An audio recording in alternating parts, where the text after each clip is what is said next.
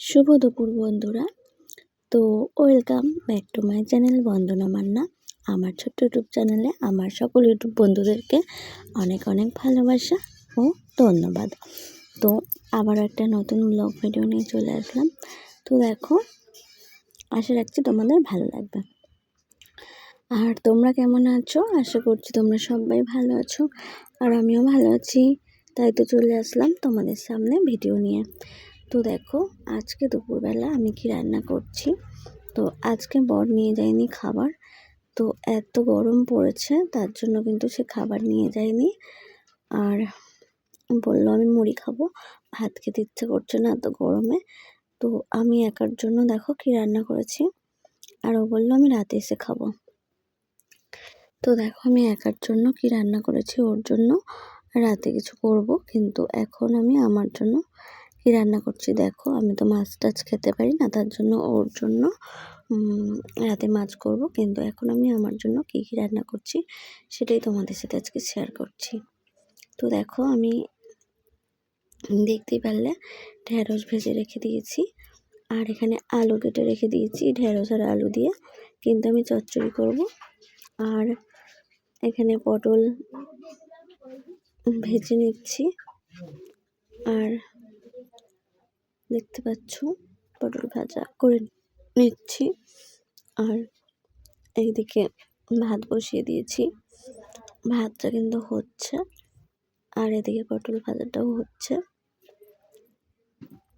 দেখো, ভালো করে কিন্তু ভেজে নিয়েছি পটলটা। তো এবার আমার পটল ভাজা হয়ে গেছে, আমি এখন তুলে নেব। আর দেখো, তুলতে গিয়ে একটা পড়েই গেল। ঠিক আছে, একটা পটল আমি ভেজে নিচ্ছি, একটা পটল কেটে নিয়েছি, দুটো হয়ে গেছে। আর দেখো, এখানে এত ডিমের খোসা দেখতে পাচ্ছ। তো এইগুলো সকালে ডিম টোস্ট করেছিলাম, তার জন্য সেটা ভিডিও করিনি, কারণ সব কিছু ভিডিও করা সম্ভব হয় না। সকালে তাড়াহুড়ো করে টিফিন বানিয়েছি, তখন আর ক্যামেরা ধরার টাইম হয় না, কারণ ও খেয়ে বেরোবে তার জন্য। আর আমার কড়া দেখছো, ভিডিও বানাতে বানাতে আমি হাসি পাচ্ছিলাম যে আমি এক হাতে খুন্তি নাড়ছি আর এক হাতে ক্যামেরা ধরছি, আর আমার কড়া এদিকে উল্টে যাচ্ছে। তো দেখো, আমার এখন একটু ঝাল ঝাল খেতে ভালো লাগে, তার জন্য দেখো একটা শুকনো লঙ্কা আমি এর মধ্যে দিয়ে দিয়েছি। কুমড়ো ভাজা করছি, কুমড়োটা না খুব সুন্দর মিষ্টি পাকা কুমড়ো। তো আমার এইভাবে ভাজা খেতে কিন্তু খুব ভালো লাগে। তো আমি কিন্তু এখানে ভাজা করে নিচ্ছি, আর তার সাথে একটু শুকনো লঙ্কা একটা দিয়ে দিয়েছি। তো এইটা পটলটা তো ভাজা করলাম দেখতে পারলে, আর এখন আমি কুমড়োটাও ভেজে নিচ্ছি। আর নেওয়ার পরে তারপরে দেখো, কুমড়ো ভাজা আমার হয়ে গেছে। এখন উচ্ছে ভেজে নিচ্ছি আমি একটুখানি। ঠিক আছে, আমি এরকমই খেতে পছন্দ করি, একটু একটু করে সব রকম ভাজাভুজি থাকলে বেশ ভালো লাগে খেতে। অত হাবিজাবি ঝোল টোল আমার ভালো লাগে না, এখন বিশেষ করে খেতে পাচ্ছি না একদমই। এখন তো আমার শরীরটা খারাপ, তো তোমরা সবাই জানো।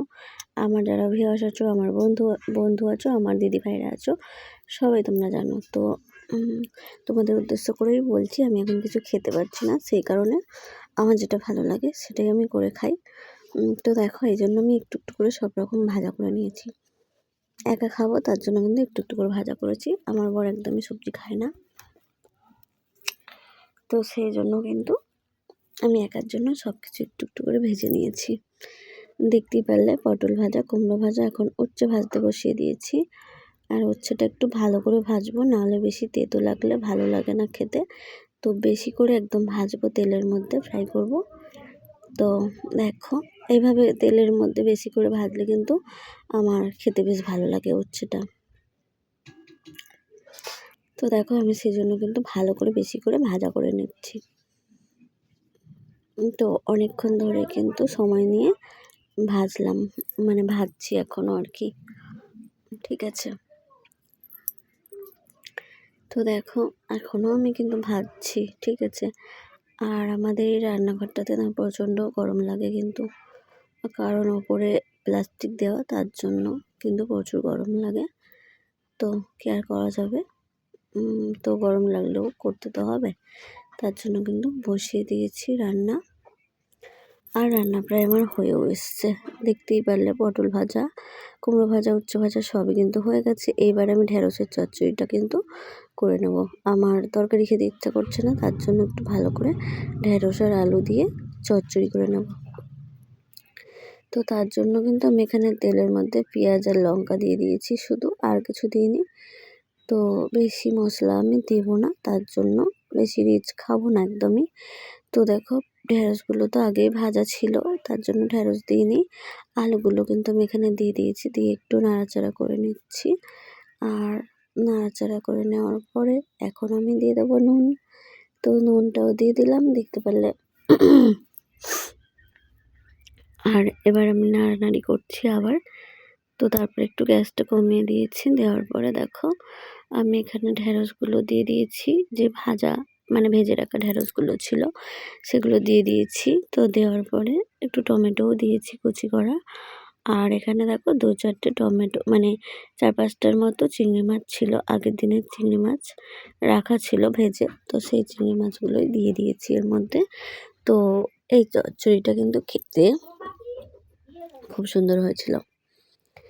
তো জানি না চিংড়ি মাছটা হয়তো দিয়েছিলাম, তার জন্যই খেতে কিন্তু খুব সুস্বাদু হয়েছিল।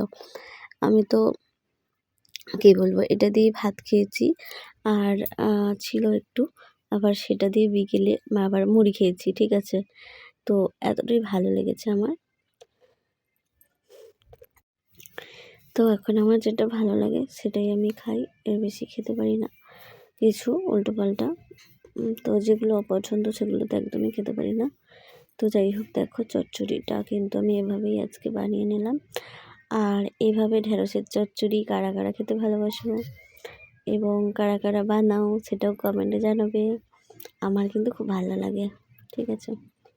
এর সাথে হয়তো আরও কিছু দিলে বা সবজি টবজি আরও দিলে ভালো লাগতো, বাট আমার ইচ্ছা করছিল না। আমার ইচ্ছা করছিল শুধু ঢেঁড়স আর আলু দিয়েই করার জন্য।